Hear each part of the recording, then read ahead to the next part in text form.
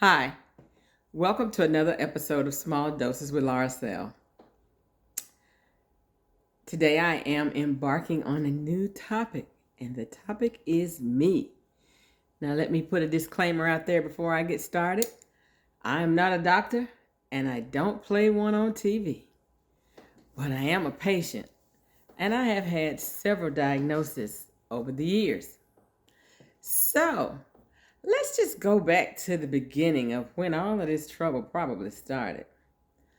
As a little kid, I am 9 years younger than my only sibling, so we're like two only kids. And I guess by the time she went away to college and I was old enough to wake up and find things in the kitchen on my own to feed myself on Saturday morning, as I watched my Saturday morning cartoons, I'd probably have a bowl of cereal or a Pop-Tart or a couple of Pop-Tarts or a handful of cookies or whatever while my mom and dad slept in. And that was probably the beginning of all of my bad health issues. Sugar, sugar, sugar. Oh my goodness. All those wonderful things that companies like Kellogg's and whatever said were so good for us. And they promoted those commercials to kids every Saturday morning while we watched our favorite cartoons. And I can imagine I was probably not the only kid in America who was pigging out on all of that sugar, all of those carbs, because it was Saturday morning and you didn't have to go to school, and so you could eat that stuff, right? Not to mention the things that would probably be in our lunch boxes, like snack pack pudding and other things that our parents put in, the chocolate chip cookies and the fudge cookies and all of that. So having said that, we now know that a lot of the things that we ate then weren't good for us. And what a lot of us probably don't know is how all of that junk probably affected our health as we got older. Well, it affected our health because it also affected our habits. So even as we got older, and we may have moved away from some of the sugary cereals or the obviously sugary cereals, and we may have moved away from the Pop-Tarts, or maybe not. But we continued to crave that sugar, so we found it in other things. The sauces and condiments that we add to our foods were also laden with sugar. So what happens down the road, we start, when we get sick, you stay sick longer. And then as you get older, you start getting the diagnosis. So for my 40th birthday, I had them all, honey. I was already having fibroid tumors, and they were supposed to remove those tumors.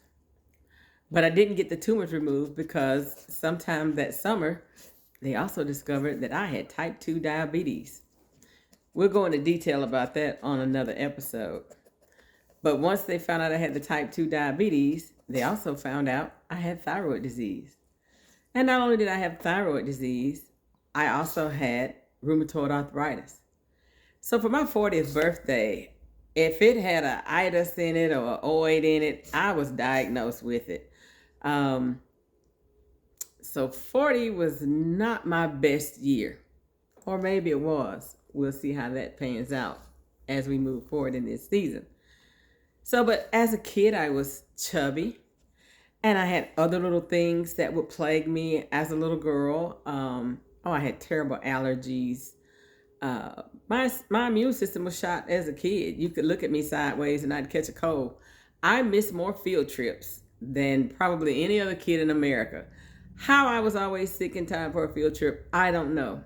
I missed a whole lot of things that Alabama probably had to offer me because I was usually at home sick. And no fault to my parents, no shame to my parents. They didn't know. They didn't know any better. We all do what we do because we know what we know. We do better when we know better. And so I'm just telling my story, and I'm sure I might be aligned with somebody else out there. So this year I wanted to talk about how the setup put me where I am and how I also set my kids up. Now, I went in as a parent making sure I could avoid sugar. I didn't give them candy and I didn't give them sweets. But I married into a family that liked sugar. They love it. And so my husband being a soldier, he'd be going away. And so, soldiers are kind of like divorced dads. They try to, do all the fun stuff when they come home. And so I had sugar-free children, and then dad would come home and give them candy. And they were like, oh my God, candy. We like him a lot better than we like you. So then he'd be home for a period of time, and then he'd deploy and go somewhere else. And then I'd get him sugar-free again. And here he comes again with a bag of candy. So that yo-yo didn't happen because one of them fell off the sugar wagon real hard. And the other one kind of was in the middle of the road. So my best effort wasn't good enough because I really didn't have the tools that I needed to truly understand what I was doing to my kids. The dental appointments and the cavities and, the other health issues that they may have had as kids because of stuff I did. But like I said, when you know better, you do better. So I thought I was feeding them better things, but back then we were eating things out of cans and things out of boxes, and all of that stuff is processed. It has preservatives in it, to keep it fresh, to keep it shelf stable for a period of time. And so we did what we knew to do because society was telling us, media was telling us, magazines were telling us, television was telling us. We all remember the Jolly Green Giant, ho, ho, ho. And so we ate the stuff in the cans. Oh, the Swanson's dinners and the banquet dinners and all of that sodium and stuff we were ingesting and eating probably set us all up for big diagnoses. Now, the one thing I don't have is high blood pressure. Thank God for that. I don't want it. People always look at me and see that I'm heavy and they assume that I have it, but I don't have high blood pressure. But I got all the other stuff.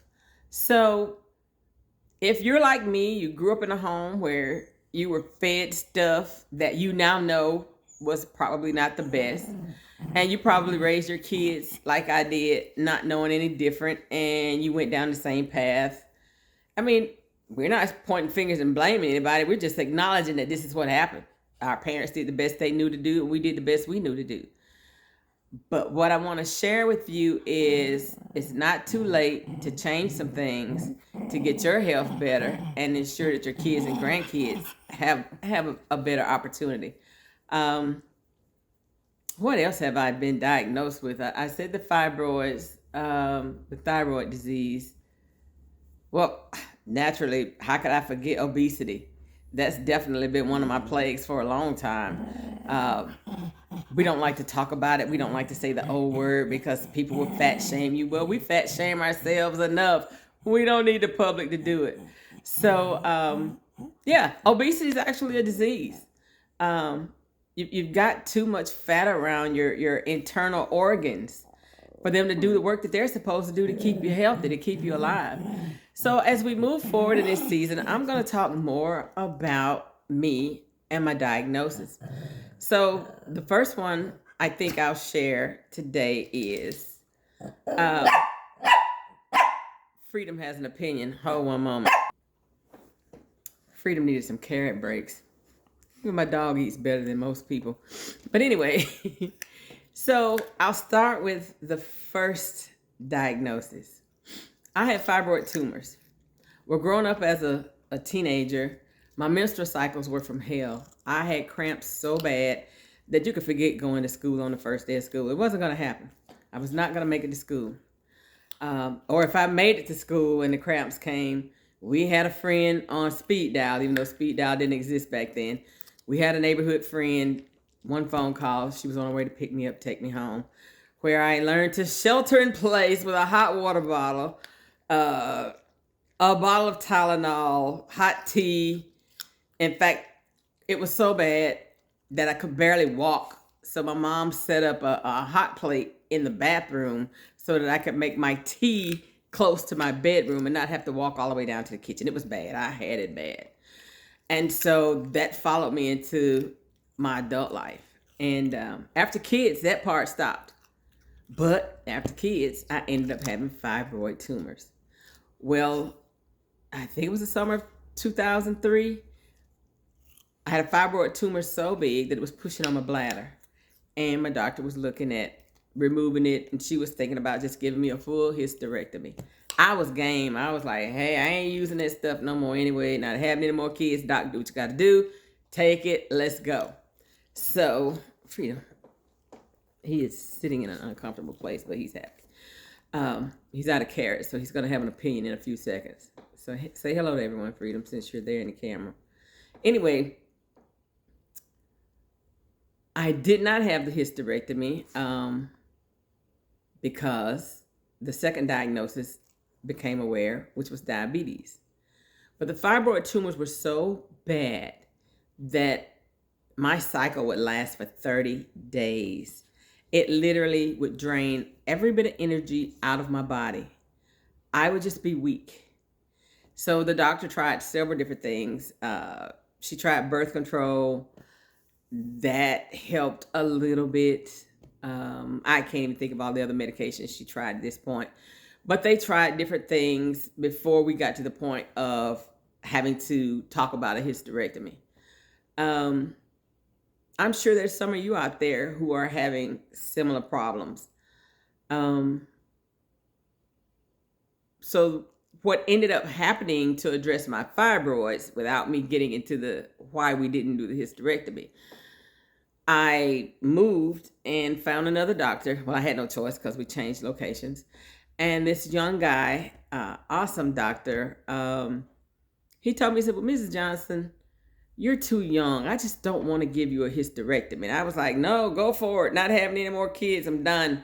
And he was like, no, it's not because of that. He says, your uterus is so important to your body. And I don't want to, make you have to go through the things that people go through when they have a hysterectomy. He says, I think we could work around this and save your uterus. And I was like, okay, if you could do it and save my uterus, do what you got to do. But if you can't, I'm okay with it. So what he did was an endometric ablation. And you can Google it. You can look it up.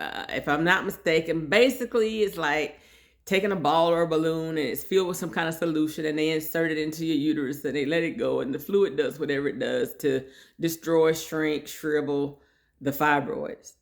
Well, my procedure was successful. Still have my uterus and got rid of the fibroids. So I'm thankful to that doctor because he prevented me from having to have major surgery and losing my uterus and having other hormonal issues that I probably didn't need.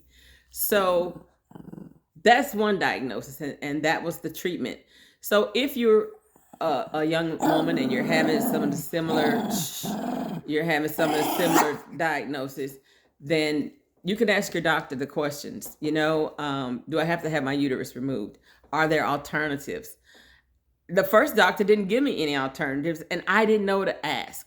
At that point, Google machines were they weren't new, but people weren't doing that much research on the internet for that stuff. I don't think they were. I wasn't. I was busy raising kids, going to work. I didn't have time to think of that stuff. The doctor said it, so I believed it, and I was ready to go for it.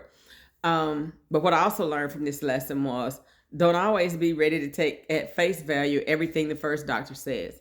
Get a second opinion, get a third opinion, because I would have been laid up who knows how long, from a hysterectomy and or the side effects that I possibly would have had to have, and I didn't have to have them. So we're going to wrap today. Today's topic was the fibroids and how I was able to keep my uterus and get my uterus back healthy and get rid of the fibroids. Haven't been bothered with fibroids since. And it also sent me into a state of menopause, which I greatly appreciated that because at the age I was tired of Aunt Flo. So Aunt Flo is gone, has been gone. Yeah, TMI, fellas, if you're listening, you probably don't care. It's okay because we're here talking about my health journey. And we have to be transparent about these things because when you hide information and people don't get everything, they don't know. And if you don't know, you can't ask questions. If you don't ask questions, people will do to you whatever they think they can or will do to you. So ask the questions. Are there any other alternatives before I have a hysterectomy? So we'll see you on the next episode of Small Doses, where we'll pull another one of my diagnoses out of the hat and we'll talk about that one. So have a great day. And maybe the next time we get together, Freedom won't have so much to talk about. See ya. This has been another episode of Small Doses with Lauroselle. Happy health to you. Bye.